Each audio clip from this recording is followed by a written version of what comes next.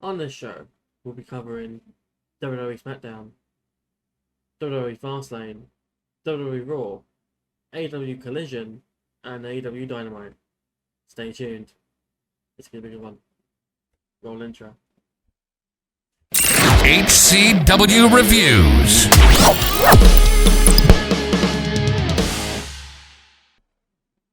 Hello and welcome back to the channel, and welcome back to the HCW Show Podcast. If you're wondering where the others are, they're not here today. It's just me. Ray is on vacation, holiday, leave, whatever, and Frozzy's AWOL. No, I'm kidding. He's on assignment. So it is just me to go through these. Disclaimer: I haven't actually gone through. I haven't actually watched SmackDown and Collision due to time constraints. So when I get to those, they'll be just result listings, and I'll move on. Basically, I haven't watched them, so I haven't got any thoughts on them. But before we get into stuff, please, if you like what we do on the channel and you want to see more of what we do on the channel, then please give us a like, follow, subscribe, leave a comment in the comments below, say what you like, say what you don't like. Don't you see the format change of the show? Is there something we're doing wrong that you want to see more of? Something right that you want to see more of? And as always, please give us a follow on the platforms above my head here, where we have our Twitch, HW Show, our Instagram, HW Show, Threads, HW Show, our Twitter or X, the HW Show, and our Facebook, the HW Show with spaces. And as always, if you're so inclined, please give me a follow, which is just underneath the screen here. But without any further ado, let's just get things going, because it's just me, so it's going to be a tough one to get through. So, kick things off with SmackDown from the 6th of October. Again, this is just results, because again, I didn't have the I didn't have the time to properly do it, But so the results were Asuka and Charlotte Flair defeated Damage Control, Bayley and Io Sky. Cool. Bob Lashley defeats Rey Mysterio in a non-title match. Dragon Lee defeats Austin Theory, and LA Knight defeats Jimmy Uso in the main event by DQ. Interesting note: Dragon Lee is actually now listed as part of the roster for SmackDown and main roster of WWE. So that is something interesting going forward. But we move on now to Fastlane. So WWE Fastlane. This was the pay-per-view over the weekend on Saturday. Yeah, the show hasn't exactly instilled joy or excitement in its previous installments. But it's here now in 2023. We're whopping 5 match card, 5 matches, 5 full matches. 5 matches on a 3-hour show. We're in for a lot of filler. But thankfully, if you watch this, not the show, you'll hear about the main stuff only, and just the main stuff, really. You'll miss that a good 9% filler. So, you're welcome. We kick things off with the WWE Undisputed Tag Team titles. Cody Rhodes and Jey Uso take on the champions, the Judgment Day, Finn Balor and Damian Priest. Cody and Jey win after a Crossroads Crossroads on Cody, from Cody onto Finn, and that is to win the titles. Sorry, I'm not confused there. I rated it 3 stars. He's done it. He's completed the story, Cody. There's no more Mania, no more Roman Reigns, nothing like that whatsoever. It's just that he won it, and that's the end of it. Roll credits. Oh, we can't? Oh, okay. No mind. But all joking aside, it didn't feel like it was a pay-per-view level worthy tag match. If that makes sense. It felt like one of the matches that you'd see on a house show, except the champs didn't retain. The moment was good, but I do feel like Judgment Day could have done a lot more with the titles than Cody and Jey could. But either way, it was good. I doubt Cody and Jey hold them for long anyway, given the current state of the WWE. But I guess putting a title on Cody and Jey means that Cody gets to go on SmackDown for a more regular basis, which puts him on the same brand as Roman for the WWE match. Can't wait for that. But here comes the only bit of filler that I'm going to be covering from Fastlane. That's a lie. I've got my notes, so I've got more filler there, but it's the first part of the Pizza Hut commercial. Yes, we are covering this. Wade Barrett and Booker T are talking about the Rey Mysterio's who his partner could be later on in the night. But they're interrupted by Xavier Woods, who wants to order a pizza from Pizza Hut. He's feeding the stuff for us, everyone. Wade says his bad news catchphrase and doesn't actually have bad news. So, what was the point? Other than just saying, I'm afraid I've got some bad news. And that was it. Anyway, we move on. Bobby Lashley and the Street Profits, no official name as of yet, taking on the LWO, Rey Mysterio and Santos Escobar and a mystery partner. The mystery partner does not appear until the very end. But the LWO and Carlito win following a backstabber on Montez. I rated this 2 stars. This was not good. Actually, no, I tell you what, the wrestling itself wasn't too bad. It's when you consider everything else, the handicap aspect for like 90% of the match, just to build to the return of Carlito, who did like less than a minute's work and picked up the win single-handedly. Like Ray was out, Santos was out, so he dealt with, I think, Lashley first. Like he just took him out momentarily, then Angelo, and then took out Montez, hit the finisher, and won. It felt rushed. And they practically halted the progression of Ashley and the Profits if they could have beat 2 people with their 3. And I know the main point of the match was to build Carlito's return, but even that was kind of anticlimactic when he didn't get more than a minute's in-ring work. Saying that though, Carlito apparently has fully returned to WWE and really part of the regular full-time roster. So cool, we'll see more from him, maybe a heel turn, maybe something down the line, I don't know, we'll see. Anyway, we get the continuation of Pizza Hut. Cole and Graves, the commentators, are talking about Carlito, and suddenly they're joined by a guy delivering pizza. A big, massive pizza box. It's a lunch box, but who ordered it? Of course, it was Xavier Woods who joins them out there. And then they just eat some pizza. That's literally it. We go into the women's title triple threat match. Charlotte Flair against Asuka against the champion Io Sky. Io Sky retains following a moonsault to Charlotte Flair, who has the figure 8 locked in on Asuka. It looked a little botched, but it was fine for what it was meant to be and what the goal was for it, so it was fine. I enjoyed it though. The match I enjoyed. 3.5 stars. The only reason I didn't rate any higher was because Charlotte felt like the extra gear in the match that wasn't necessary. It felt more like a showcase for Asuka and Io, even though Asuka wasn't part of the ending, which makes sense in my head, but yeah. Meanwhile, Charlotte just sort of fell behind in a lot of departments compared to Asuka and Io. The replay does show that Asuka tapped out to Charlotte before the moonsault hit. So I imagine we'll get some kind of continuation on that front between Charlotte and Io. It's kind of disappointing that it wasn't, it still wasn't a bad match. It's a little disappointing, but it's not. It's a good thing that it's not a bad match. Pat McAfee is here, I guess, because it's in Indianapolis and he's from Indianapolis. Cool. He comes up the crowd and introduces John Cena. Cena is here and he's here with LA Knight to take on the Bloodline, Jimmy Uso and Solo Sikoa.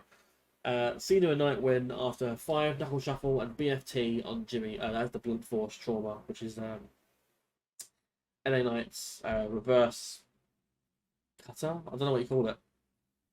Anyway, 2.5 stars I rated this. It was an average match. The match kind of felt a bit like a slog to get through. It felt too long for a glorified Cena fest, which is what it was at the end of the day. The crowd seemed half dead when LA Knight wasn't in the match, and honestly, I think I can confidently say that I credit that to Cena just not having it anymore. Like, his mind's halfway in Hollywood at all times, and I don't think his heart's in pro wrestling anymore. And that's probably not on me to say, but it's how I see it, and I'm not taking away from his personal choices and stuff like that. Like, you want to do films, but like, don't come back to wrestling pretending that you like wrestling and then proceed to not do good wrestling. Because it wasn't bad before. So, he's lost it. That's how I see it. I get he's there his name and stuff, but yeah, pick one or the other. Like, if he comes back to pro wrestling, don't do it in ring. Come back as a mouthpiece, a non-wrestling role, a GM, something like that. Adam Pearce is taken out by some sort of storyline. Boom! It comes John Cena. He's a gem for a little bit. Like that's a way to get around it, not having been in the ring so much. Because again, I just sort of feel like he's sort of lost it. Kind of boring to watch. He's a good talker still. Don't be wrong. He can talk on promo. That's fine. Which is exactly why I say he should be a GM, mouthpiece, that sort of thing. But yeah. It just sort of fell flat with me for the match. Judgment Day are backstage. Priest is annoyed, but doesn't want to leave Fastlane empty-handed and teases cashing in the briefcase. Rhea Ripley then advises against it and convinces Damien to hand over the briefcase, which he does with hesitation. So we're not getting the cash in tonight. Speaking of cashing in, though, we have the main event, which was for the WWE World Heavyweight Championship in a last man standing match between Shinsuke Nakamura and the champion Seth Rollins. Seth Rollins wins and retains after a Falcon Arrow from a platform into a table. I rated this 3.25 stars. Oh boy, where do I even begin with this? By any means, this ticked all the boxes and dotted all the I's, crossed all the X's, whatever. And for what was supposed to be a last man standing match, the only real problem the match had was the lack of consistent selling from Seth. His back is injured. His back is supposedly broken in 2 places. Whatever. He has tape on his back. So he should be, crumbling in every move he does, because every move requires the back in some aspect. Adrenaline can only do so much, whether it's in the soul or not. Another thing is the ending as well. In my honest opinion, the wrong person won here. This is Shinsuke's second attempt at winning the title, and the story being is that Seth's back is in a bad place.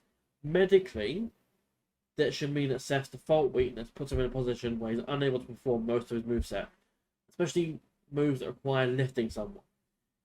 They've done so much with Shinsuke in such little time that it also, it feels like a massive waste, Shinsuke, having this result, because what do you have him do now? Because he should have made not quick work, but he should have beaten Seth in this match here. A prime example that I go to for this sort of thing is when Shinsuke was the NXT champion against Robert Roode, and he had a leg injury. I think it was a leg injury. Shinsuke had an injury basically, and Robert Roode went on that the entire match. The entire match on NXT TakeOver, I think it was Dallas, I could be wrong, where he went for the leg every single time. And it worked until he finally hit the glorious DDT and won the title. I still say that's one of the best matches in NXT TakeOver history. And I know that's probably not a popular opinion, but that is my opinion. Robert Roode was a great champion. That's how I say about it. But anyway, this match here, it's just, like I said, it just feels like a waste of Shinsuke. One more thing I should point out though is that ironically this would have been the perfect time to have Priest cash in. Seth's in a horrible state, and Priest would have had time to recover since the opening match. So 2 hours ago, whatever. But without the cash in, the ending to Fastlane fell sort of flat, I guess, and it's just another event for the WWE to record in their books. I don't know where they go with Shinsuke going forward, because realistically, he shouldn't be getting another shot at the title again. So, yeah. But we'll get into that when we get to Raw. So that was Fastlane. Seth retained, obviously. But my overall thoughts on Fastlane itself. Overall, it was a decent card, but unfortunately, the negative points of the card were more memorable than the show for the positive ones. Another show in their back pocket, and another title defense for Seth Rollins. The question has to be asked, though, who does Seth feud with now? It can't be Shinsuke. Meanwhile, we have the understandable, if not annoying, continuation that will surely be Io Sky and Charlotte Flair following Asuka stepping out as well. And where did the Street Profits go with Bobby Lashley? They just lost credibility after losing basically a 3-on-2 handicap match, and essentially losing to one single guy who was only in the match for about a minute or under. Not something I watch again personally, and ultimately I'd probably not recommend it to anyone. The best match for me on this card was, I think we'll be sure of it. Yeah, 3.5 stars. So that's the highest the show can offer. That's not particularly a show you want to go back and watch. If you've not seen it, then by all means go and see it. But again, don't let what I say be gospel, and don't let what I say determine what you do and don't do. Otherwise, give me all your money. No, see, I went with it. Anyway, we move on to Monday Night Raw for the 9th of October. We're getting there, don't worry, we're almost there. We kick things off with Seth Rollins.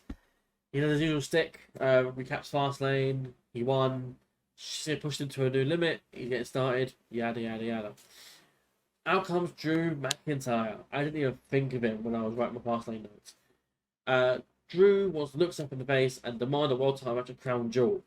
Seth accepts, and they're quite positive with each other. It's quite positive reaction all the way around. Drew then leaves because he has business to attend to. As Drew is leaving, Seth is jumped by Damian Priest. Drew doesn't involve himself in this, but he does stop Dominic, who comes down the ramp with the briefcase. And then Drew then tosses the briefcase up the ramp, hits the main screen on Titantron thing. And that's the end of that. Seth then clears the ring. So we might have got a cash in then, but oh well. We move on to the first match of the night. We have a Viking Rules match, which means no countouts, no DQs, and anything goes. Kofi Kingston against Ivar. Ivar wins with the moonsault. I rated this 3 4 stars. I enjoyed the Viking Rules match. I enjoyed the stipulation. It's so good to see Ivar finally booked in a way that suits his character and his look.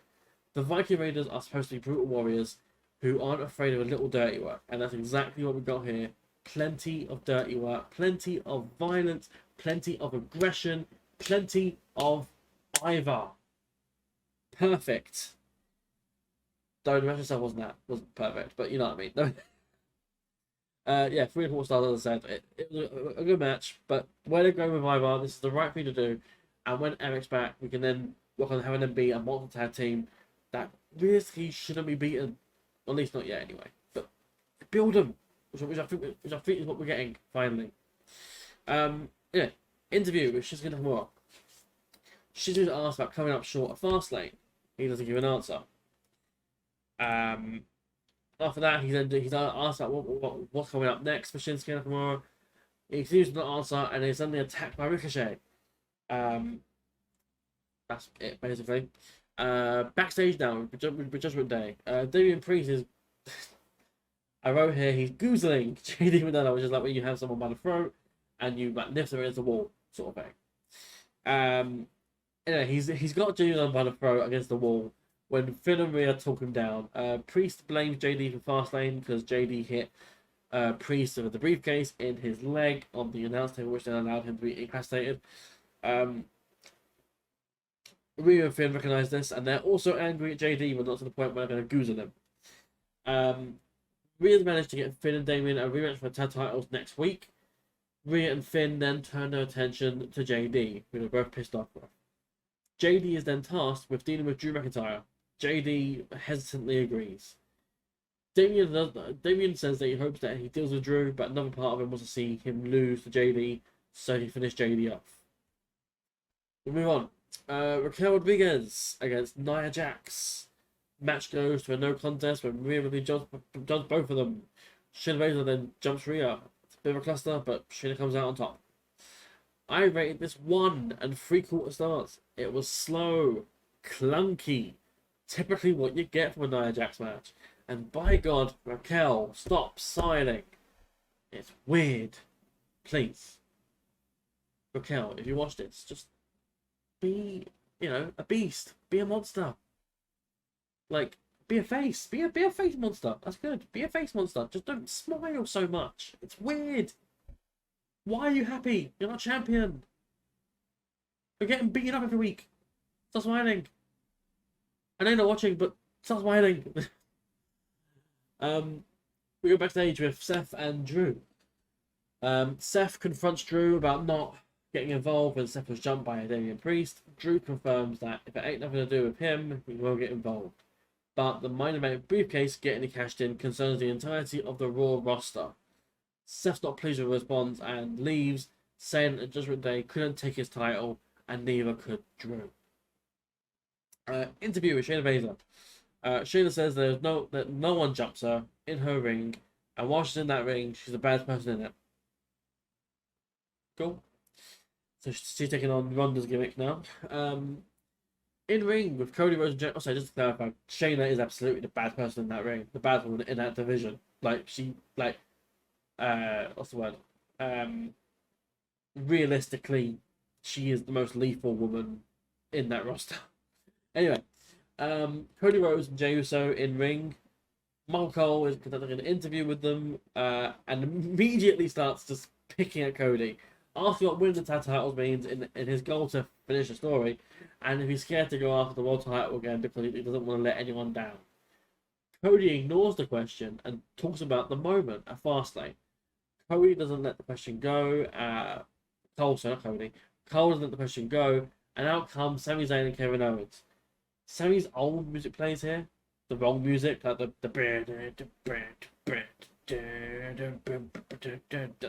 weird one from his Hill days. Sami says that people talk about the story, but that story should be the fact that Cody and Jay are tag champs now.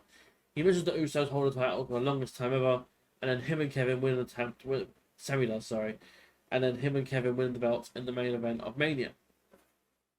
Sami has mixed emotions about this because he's happy to see Jay and Cody as champs, but feels that he and Kevin should be the champs. Kevin is more direct and bluntly says that he wants the titles. Owen then challenges for the tag titles and says, Jay won't agree to it. Cody interrupts and agrees on both for their behalf. Backstage at Alpha Academy, Otis is literally chopping Chad in preparation for the number one contendership triple threat when Bronson Reed comes up and says that he's getting a title shot. Not Gable. I believe it. We have the Intercontinental Championship number one contendership triple threat match. Ricochet, Bronson Reed, Chad Gable. Bronson Reed wins with a tsunami on Ricochet. Yes. Yes. Ricochet is not the guy. Chad Gable had his chance. Bronson Reed is the guy. 3 3/4 stars. Really fun triple threat match where realistically any of these three could have won. And oh boy, the result we got, and now the match we have for next week, Bronson Reed and Gunther, should be a tremendous match. Interview with Becky Lynch. Becky is ready to take on Tegan Nox later on in the night. Becky is then confronted randomly by Xia Li. Xia was a shot at Becky's title. Okay, cool. JD McDonough takes on Drew McIntyre next. Drew wins following a Claymore kick. I rated this 2 3/4 stars. It didn't really get any time to properly get going, but I do feel like if JD was higher up the pecking order in WWE, and this could have easily been given more time and been a 4-star TV match. These short 4-ish minutes show that JD can hang with someone like big caliber wise like Drew McIntyre. Overall though, a bit more of a squash, so a bit more down a squash. And it got some story involved, so I can't down it too harshly. Backstage with Rhea and Damien. Damien is not pleased that Drew got a win, but Rhea has got a plan and tells Damien to wait for the plan to come to fruition. We then get a sit-down interview with Tommaso Ciampa and Johnny Gargano. Ciampa mentions that DIY is bigger than them. The fans made DIY undeniable, and that now they're looking forward to the future and looking forward to what's next. Gargano says he's been ready for a while now, and that this reunion has been years in the making. Now, come on, like I review NXT, I watch NXT. So I can't just ignore that comment. It's been years in the making, but they feuded years ago. They had those amazing matches in what was it? What year was this? It's either 2019 or 2021. One of those two. But yeah, so it's been the way about really years in the making when they had their blood feud over Goldie, the NXT title. Yeah, they fought over the fucking Candice. Not over Candice, but Candice was betrayed by Ciampa as well when someone betrayed Johnny. There's a lot of stuff there in NXT that they're just ignoring. I'm not a huge fan of that, but if we're going to retcon it, I guess we're going to retcon it. Even though Triple H is the guy who made that whole story with NXT, but whatever. Anyway, Imperium's Vinci and Kaiser attack DIY and leave them out in the locker room. Interview with Tegan Knox now. Tegan's ready for the biggest match of her career, and then Natalia comes in to wish her luck. Okay.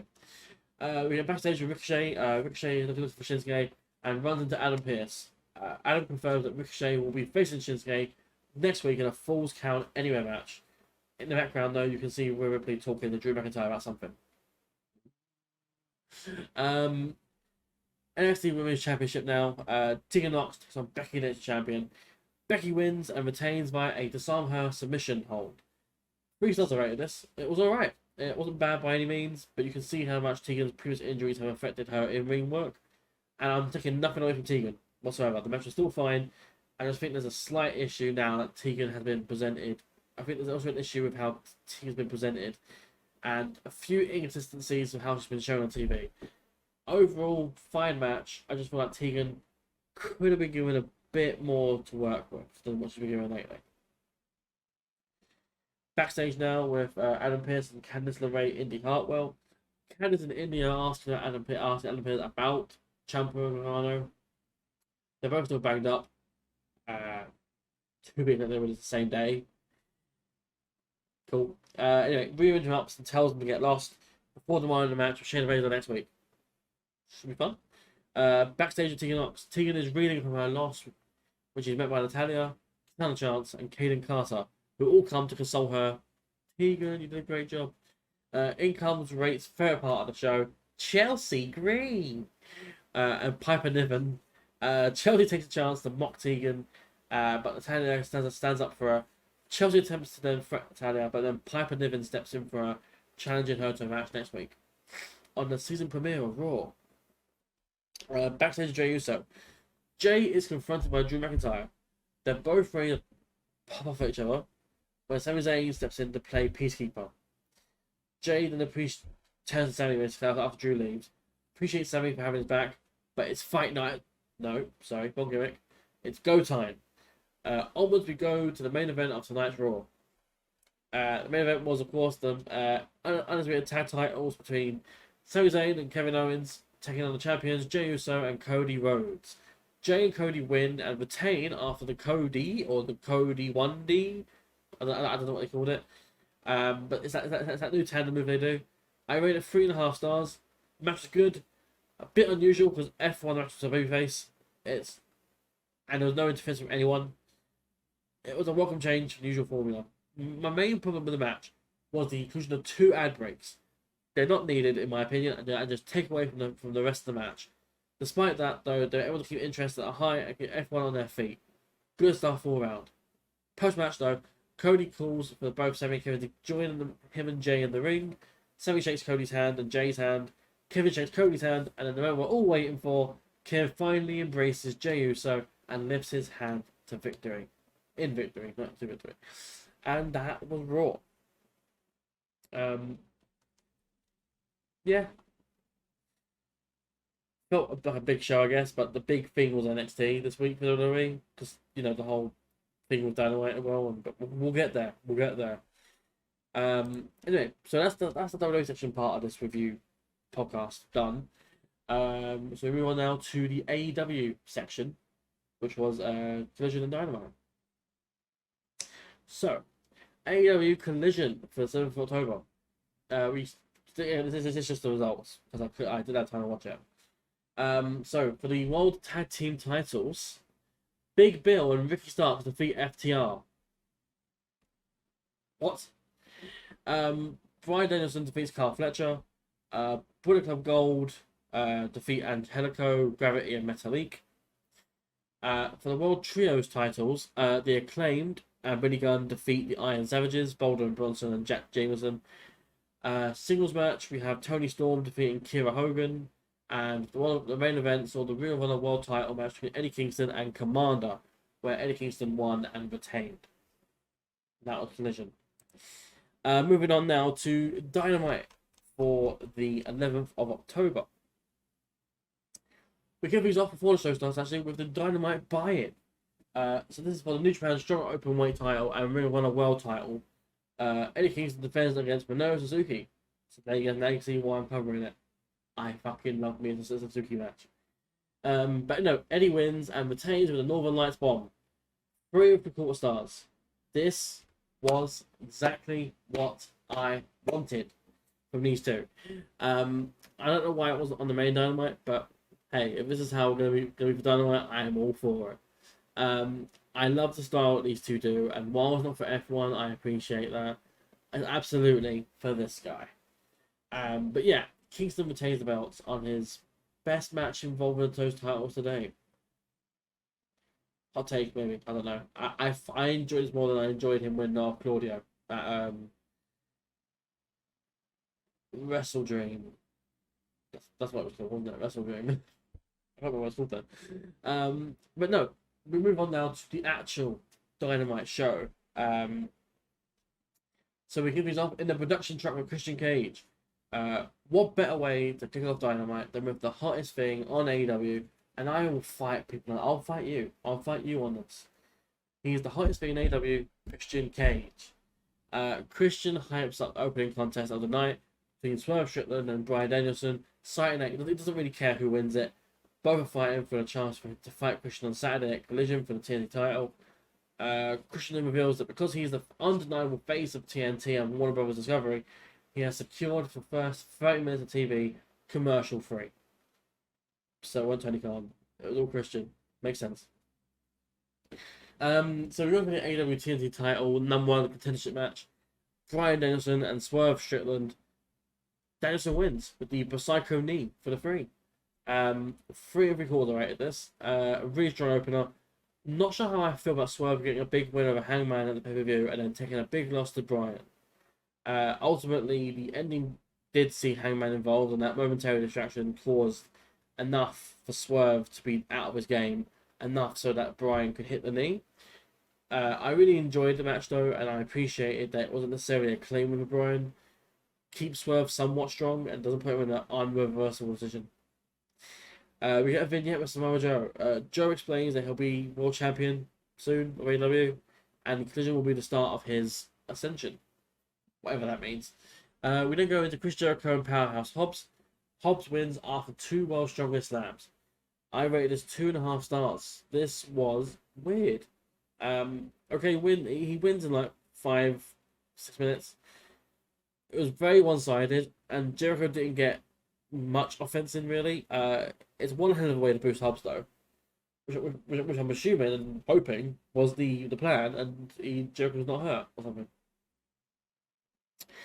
We have a vignette with Adam Cole, Roderick Strong, and the Kingdom.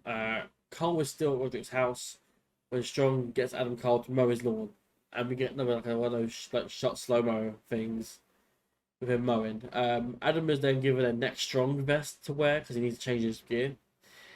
Meanwhile, he asks about the giraffe that the Kingdom have, which is called Rick. Rick the Recovery Giraffe. Because they have strong necks among all animals in the world.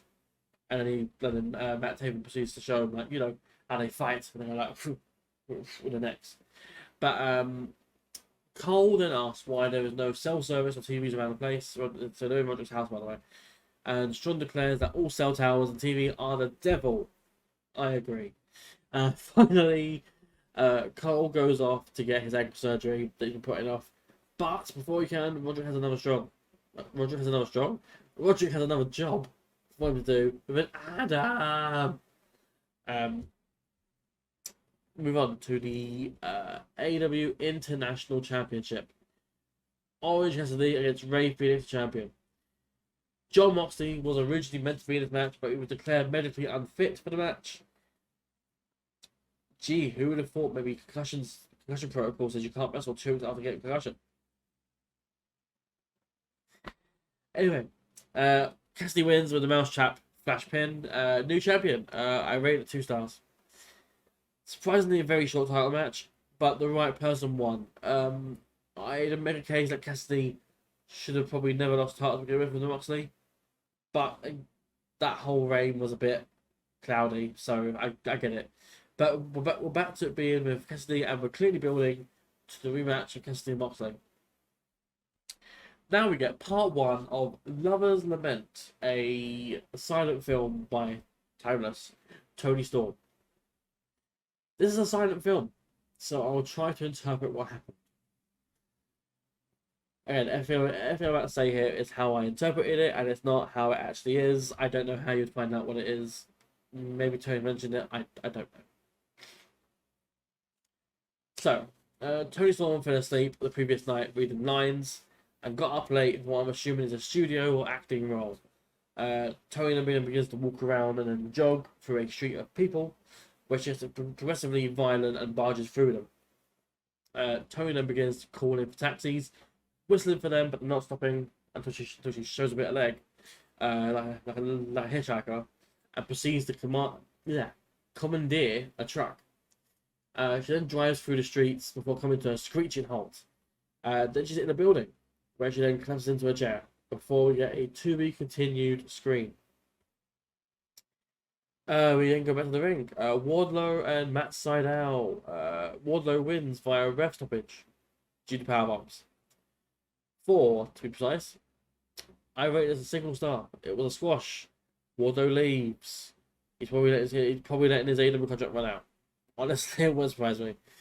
We're in an interview now with Chris Jericho. Jericho is reading off his loss to Hobbs when Garcia comes in to check on him. Matt Menard then comes in to stop Garcia, saying they're better than this. Cool.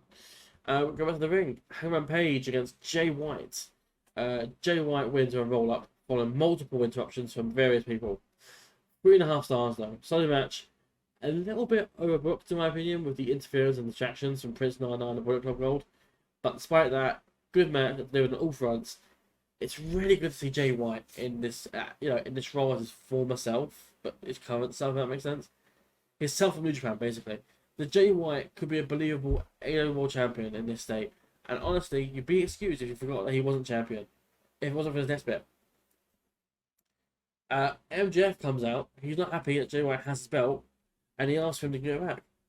Jay White laughs us off, declaring that MJF will have his chance to take the title back at Full Gear. He might get the title back, but he might not. Full Gear will be the deciding factor.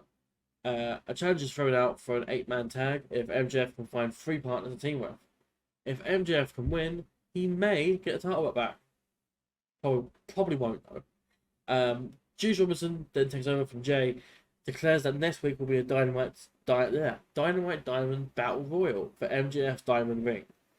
And Juice plans to win that and take the ring directly from MJF. Juice then brings out a roll of quarters with MJF's surname on it.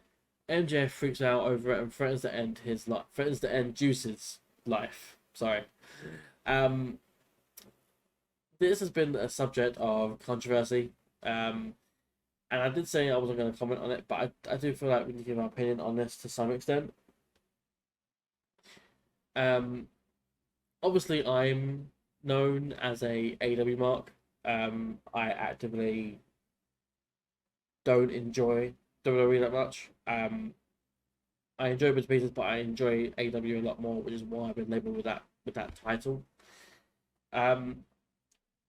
But I'm very unbiased here when I say this. It was poor timing. It wasn't a racially charged thing. It wasn't meant to be insensitive with the ongoing crisis in Israel. Like, it was nothing to do with that. It was literally saying Juice Robinson does, and he wrote Freeman's name on it with the quarters. It's not that hard to, envision. But obviously everyone gets in there, a bee in their bonnet about the situation, about, AEW being anti-Semitic, and AEW being this, AEW being that. They're not. That's the thing, they're not. It's just poor timing, which ultimately made sense in the grand scheme of things because of just how Juice is.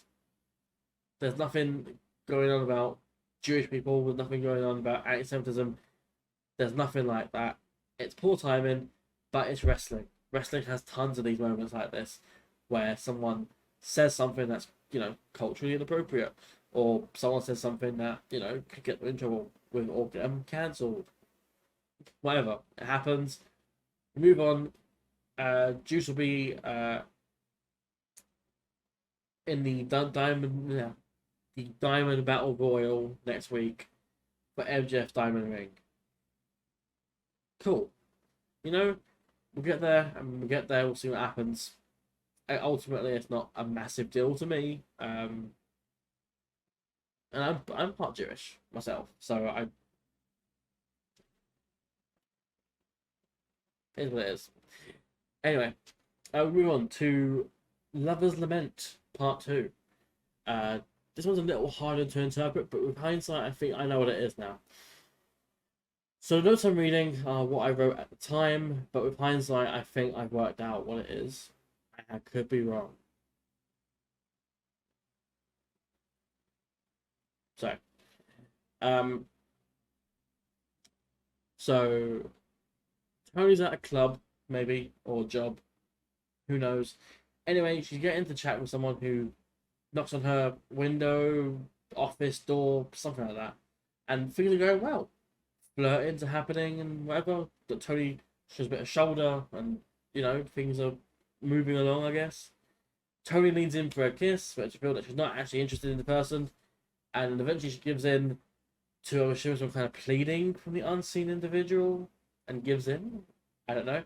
But the ending sees Tony leaning into the camera, getting close to the camera, mouthing the words, "I love you, Tony. I love you, Tony."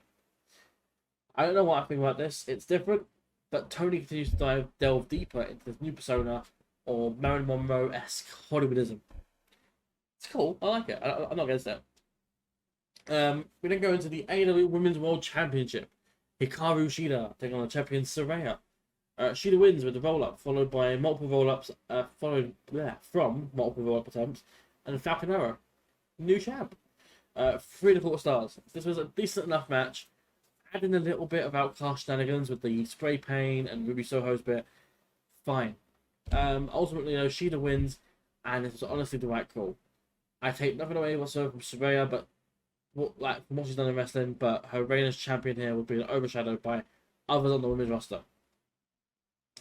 We then get an interview with MJF. MJF doesn't want to be interviewed. He just wants to talk to Adam Cole. He then phones Adam Cole. He finally gets through to him, but the service isn't the best, and the call disconnects. The Acclaim then come by, and Caster offers the Acclaim services to be his 3 partners. MJF walks off, and Billy Gunn confronts Max about this. Bowens agrees that MJF is kind of sus, and then Caster adds that he loves it when MJF plays hard to get. And now we enter the final stretch of the show. It's Christian Cage. He talks about how Adam Copeland tried to be the leader of the people, and how Christian is not the leader of Luchasaurus and Nick Wayne. He is their father. Christian feels that it was funny that Adam didn't want to reform the team. A few years ago, Christian was being held back while Adam was getting pushed to the moon. He was the more talented one, yet the one who was held back. Christian says Adam's a fan of his. Doesn't blame him, and he knows that his wife Beth Phoenix, is also a fan. When Luchasaurus ends Adam Copeland here once and for all, Adam's kid, Lyrics, and Ruby will be needing a new father. This brings out Edge, who's run down to the ring, doesn't do his normal entrance, and he ready for his match with Luchasaurus. Copeland then wins with his AEW in-ring debut with the spear. 3.5 stars. This was good. Luchasaurus getting most of the offense in the way it should have been, really, with the size difference. But rightly so, Adam Copeland wins, following some misdirect and the eventual spear. The slight miscommunication between Luchasaurus and Christian also added to the drama of the match in a good way. Post-match, though, there's a huge brawl involving Copeland, Luchasaurus, Nick Wayne, Brian Anderson, the BCC, the Gates of Agony, and Swerve Strickland.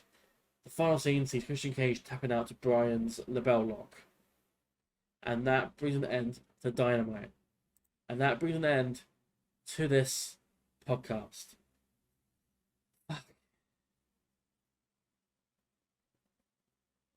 This is like the second one I've done by myself, and it's horrible. I don't know how Ray watches 5 shows and does these. Like, I had a pay-per-view, I had a Raw, I had Dynamite, I had like good results and stuff. I've got other things as well, like I've got NXT, I've got Rampage as well to watch as well, so I don't know how Ray does it, but respect to you. And yeah, hopefully next week you will see Ray again. Yeah, I might see Froz. I have no idea. It could well be me and Ray again next week. I don't know.